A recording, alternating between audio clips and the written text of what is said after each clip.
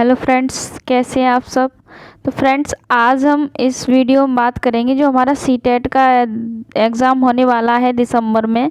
CTET का जो exam होने वाला है दिसंबर में, उसमें ईवीएस का आज मॉक टेस्ट दूसरा है।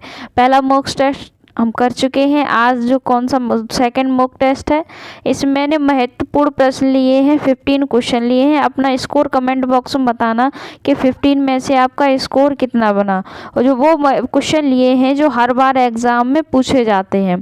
तो फ्रेंड्स, अगर आप मेरे चैनल पर नए हैं, अब तक आपने चैनल को सब्सक्राइब नहीं किया तो सब्सक्राइब कर लेना। चलिए स्टार्ट करते हैं। पहला क्वेश्चन देखते हैं। निम्न में से हमारे देश के किस राज्य के अधिकतर लोग नारियल के तेल में पकी हुई समुद्री मछली खाना पसंद करते हैं।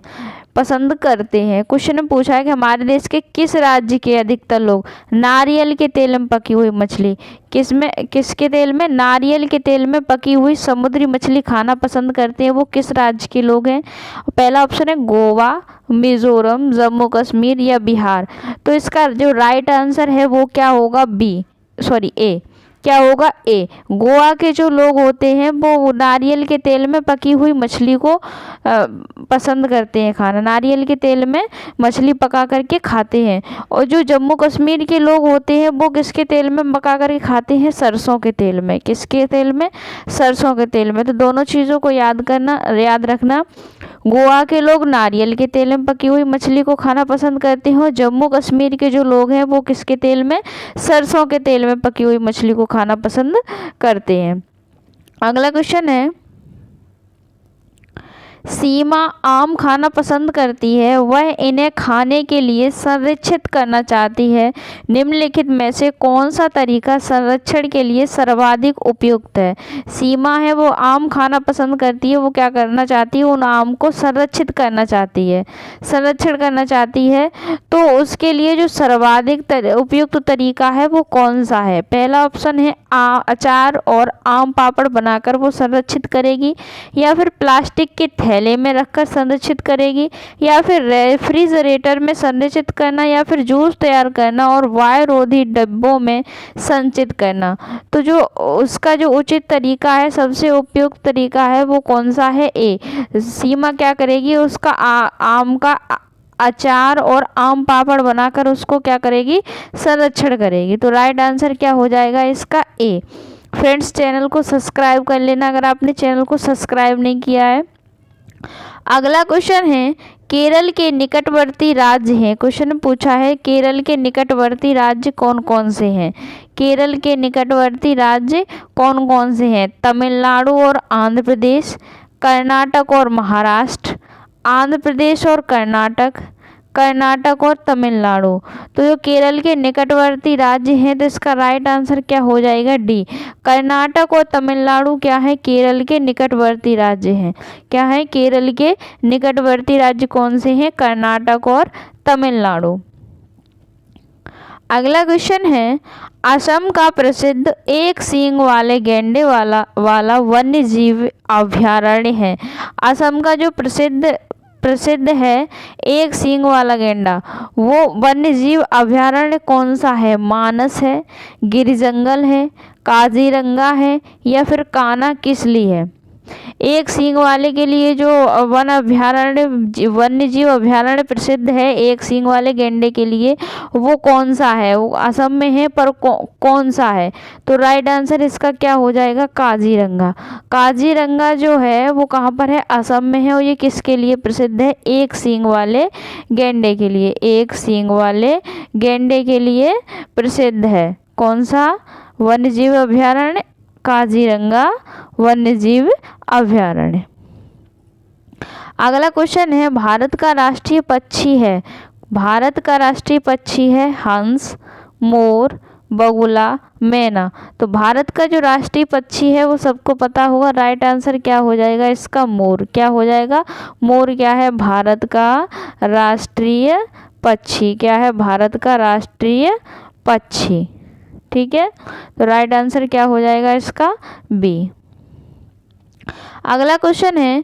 चूहों के द्वारा कौन सा रोग फैलता है? किसके द्वारा? चूहों के द्वारा कौन सा रोग फैलता है? चूहों के द्वारा कौन सा रोग फैलता है? चेचक, फ्लैग, मलेरिया या तपेदिक? जो चूहों के द्वारा फैलने वाला रोग है वो कौन सा है? तो राइट आंसर इसका क्या हो जाएगा? चूहों के द्वारा जो रोग फैलता है वो कौन सा होता है? फ्लैग होता है। तो इसका राइट आंसर है वो क्या हो जाएगा? बी। क्या हो जाएगा? बी। इसमें क्या होता है कि जो व्यक्ति होता है जिसको ये रोग होता है, इससे ग्रसित व्यक्ति के जो फेफड़े होते हैं तथा जो लाल रक्त कणिकाएं होती है वो प्रभावित हो जाती हैं। जो फ्लैग रोग हो जाता है, फ्लैग जो रोग हो जाता है, इसमें क्या होता है कि व्यक्ति के फेफड़े और जो लाल रक्त कणिकाएं होती हैं वो क्या हो जाती हैं? इससे प्रभावित हो जाती हैं। लाल रक्त कणिकाएं और व्यक्ति के जो फेफड़े होते हैं वो फ्लैग रोग से क्या होते हैं? प्रभावित होते हैं। अगला क्वेश्चन है चिपको आंदोलन संबंधित है। क्वेश्चन नंबर 7 है, जो चिपको आंदोलन संबंधित है वो कहाँ से है? छत्तीसगढ़ से है, बिहार से है, झारखंड से है या फिर उत्तराखंड से है? जो चिपको आंदोलन संबंधित है वो कहाँ से है? तो इसका जो राइट आंसर है वो क्या हो जाएगा? डी। राइट आंसर क्या हो जाएगा? डी। चिपको आंदोलन उत्तराखंड से संबंधित है। कहाँ से संबंधित है? उत्तराखंड से संबंधित है। ये कब, इसकी शुरुआत कब हुई थी? 1973 में सुंदरलाल बहुगुणा द्वारा। किसके द्वारा? सुंदरलाल बहुगुणा के द्वारा। किसके द्वारा? सुंदरलाल बहुगुणा के द्वारा इसकी शुरुआत हुई थी। और इसका जो उद्देश्य था वो क्या था? वनों को काटने से बचाना।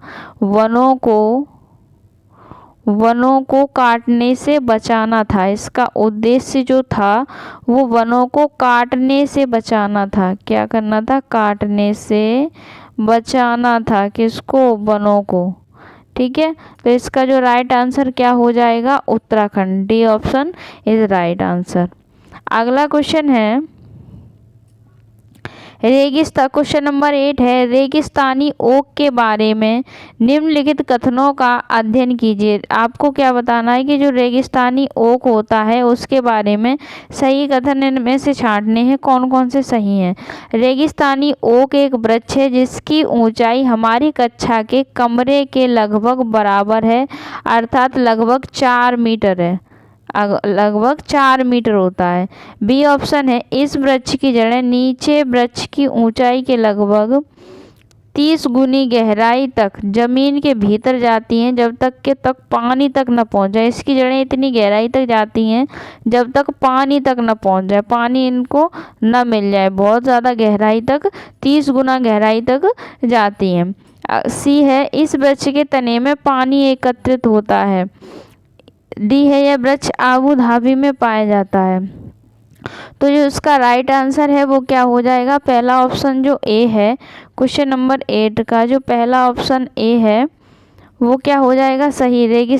जो ऑप्शन जो ए है इसमें बोला है रेगिस्तानी ओक वृक्ष है जिसकी ऊंचाई लगभग 4 मीटर होती है, तो बिल्कुल सही बात है। रेगिस्तानी वृक्ष जो ओक है उसकी लंबाई लगभग 4 मीटर तक होती है। इसकी वृक्ष की जड़ें हैं जो बहुत गहराई तक जाती हैं जब तक पानी न मिल जाए, ये भी बात सही है।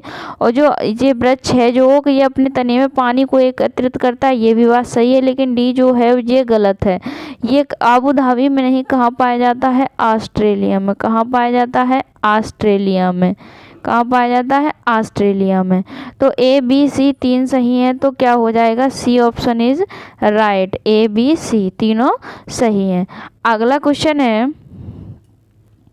पौधों में जल का अधिग्रहण किसके द्वारा होता है? पौधों में जल का अधिग्रहण जो है वो किसके द्वारा होता है? जाइलम के द्वारा होता है, फ्लोएम के द्वारा होता है या फिर कैम्बियम के द्वारा होता है या पेलिसेड के द्वारा होता है? जो पौधों में जल का अधिग्रहण है वो किसके द्वारा होता है? जाइलम के द्वारा। किसके द्वारा होता है? जाइलम के द्वारा। पौधों में जल का अधिग्रहण और परिवहन जाइलम ऊतक जो होता है उसी के द्वारा होता है। जल का अधिग्रहण और परिवहन दोनों जो जाइलम ऊतक है इसी के द्वारा होता है। किसके द्वारा? जाइलम ऊतक के द्वारा। किसके द्वारा? जाइलम ऊतक के द्वारा। तो राइट आंसर इसका क्या हो जाएगा? ए। अगला क्वेश्चन है 71%, 71% पृथ्वी का तल ढका हुआ है। जो पृथ्वी का जो तल है वो 71% ढका हुआ है, वो किससे ढका हुआ है? भूमि से, हवा से, जल से या फिर कोयला से। जो 71% पृथ्वी का जो तल है वो किससे ढका हुआ है? जल से। किससे ढका हुआ है? जल से। किससे ढका हुआ है? जल से। और जो भूमि है वो 29% है। कितनी है? 29% में क्या है? भूमि है। और 71% में क्या है? जल है। क्या है? जल है। तो इसका जो राइट आंसर है वो क्या हो जाएगा? सी। क्या हो जाएगा? सी। अगला क्वेश्चन है विश्व में जल संकट का प्रमुख कारण है। जो विश्व में जो जल संकट है इसका प्रमुख कारण, मेन कारण क्या है? नगरीकरण है, औद्योगिकरण है, विश्व के तापमान में वृद्धि है या फिर अम्ल वर्षा है। जो जल संकट का जो प्रमुख कारण है वो क्या है? नगरीकरण। क्या है? नगरीकरण। जो विश्व में जल संकट का प्रमुख कारण है वो क्या है? नगरीकरण। तो इसका जो राइट आंसर है वो क्या है? ए। अगला क्वेश्चन है माउंट एवरेस्ट के बारे में सही कथन है। क्वेश्चन नंबर 12 में पूछा है कि माउंट एवरेस्ट है उसके बारे में कौन कौन सी बात सही है। यह जम्मू और कश्मीर का भाग है, इसकी चोटी की ऊंचाई 8,900 मीटर है। ये बात गलत है। जो माउंट एवरेस्ट है वो जम्मू कश्मीर का भाग नहीं है। यह भारत का भाग है, इसकी चोटी की ऊंचाई 8,500 मीटर है। ये भी बात गलत है। यह तिब्बत का भाग है। ये भी बात गलत है। यह नेपाल का भाग है।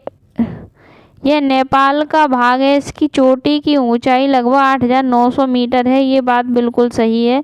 जो माउंट एवरेस्ट है वो किसका भाग है? नेपाल का भाग है। उसकी जो चोटी की ऊंचाई है वो कितनी है? 8,900 मीटर। इसका जो राइट आंसर है वो क्या हो जाएगा? D is right answer. अगला क्वेश्चन है मधुमक्खी पालन शुरू करने का सबसे जो अच्छी अवधि है, जो सबसे अच्छा समय है वो कौन सा है?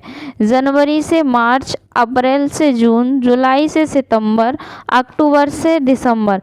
जो मधुमक्खी पालन है, मधुमक्खी पालन करने का जो सही उचित समय है वो क्या है? अक्टूबर से दिसंबर है। क्या है? अक्टूबर से दिसंबर। तो राइट आंसर इसका क्या हो जाएगा? डी। राइट आंसर क्या हो जाएगा? डी।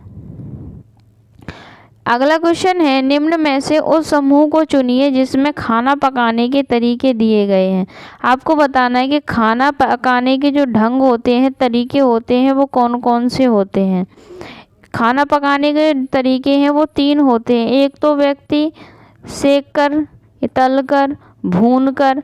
अब जो खाना पकाने के तरीके हैं वो इसमें से आप बताना है कि कौन से तरीके सही हैं। पहला है उबाल कर, गूँथ कर, भून कर। दूसरा है सेक कर, उबाल कर, बेल कर। तीसरा है सी ऑप्शन तल कर, भिगो कर या भून कर। डी ऑप्शन है सेक कर, तल कर, भून कर। तो जो राइट आंसर है इसका क्या है? डी। सेक कर, तल कर, भून कर। ये 3 तरीके हैं खाना पकाने के। अगला क्वेश्चन है भोपाल गैस त्रासदी गैस के कारण हुई। जो भोपाल गैस त्रासदी है वो किस गैस के कारण हुई थी? अगला ऑप्शन है ammonia, methane, methyl cyanate, methyl isocyanate.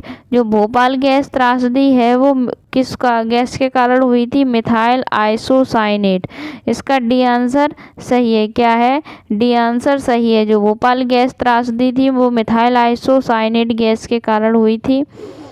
ये जो मिथाइल आइसोसाइनाइड है ये एक विषैली गैस है। कौन सी है? विषैली गैस है। विषैली गैस है। मिथाइल आइसोसाइनाइड कैसी गैस है? विषैली गैस है। ये मानव का जो तंत्रिका तंत्र होता है, मानव का जो तंत्रिका तंत्र होता है उसको प्रभावित करती है। तंत्रिका तंत्र को प्रभावित करती है। तो राइट आंसर इसका क्या हो जाएगा? डी।